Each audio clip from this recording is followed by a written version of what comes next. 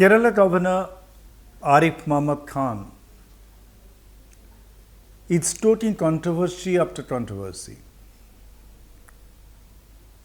bringing the office of the Chancellor and that of the Governor in great disrepute. Governor Khan's latest salvo was when he said that he is withdrawing pleasure from the Finance Minister of Kerala, K.N. Venugopal. Why did he do this? This was the governor's reaction to a statement made by the minister. What did the minister say? Minister had said, those who have seen only the universities in Uttar Pradesh will not be able to understand the universities in Kerala. I know this was an indirect attack on Governor Arif Muhammad Khan's worldview. But the way Governor Khan put it, that this was seditious, that this would undermine national unity, that it will stoke regionalism, that is very far from the truth. Governor Khan should have expressed his displeasure for the manner of speaking of the finance minister, and the matter should have rested there. But when he says that he will withdraw the pleasure, which means what? Which means the finance minister is no more in that position. But the chief minister refused to act. This was an insult and an injury heaped on the governor. You should know the limitations of your power. You are a constitutional authority.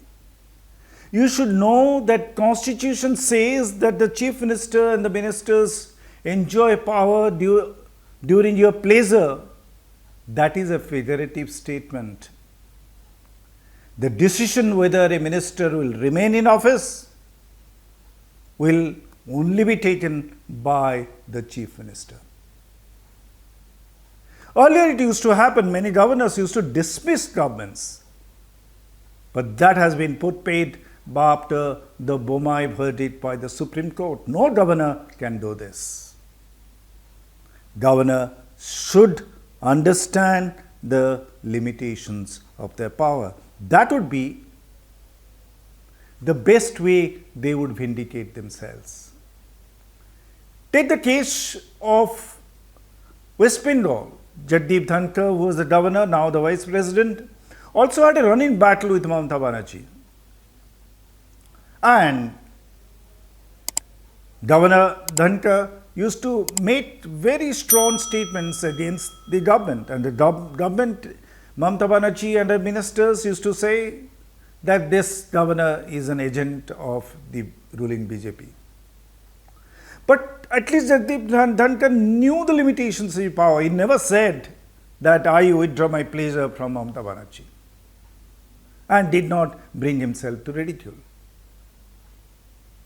That's what is the something an erudite scholar like Arif Muhammad Khan should have understood, the limitations imposed by the Constitution on his role as governor.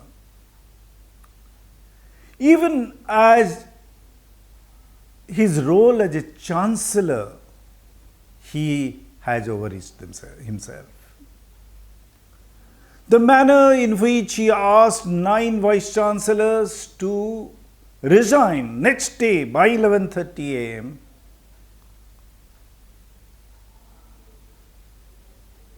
it sprang a surprise on everyone. But what happened? Consequence, the Vice Chancellors refused to resign.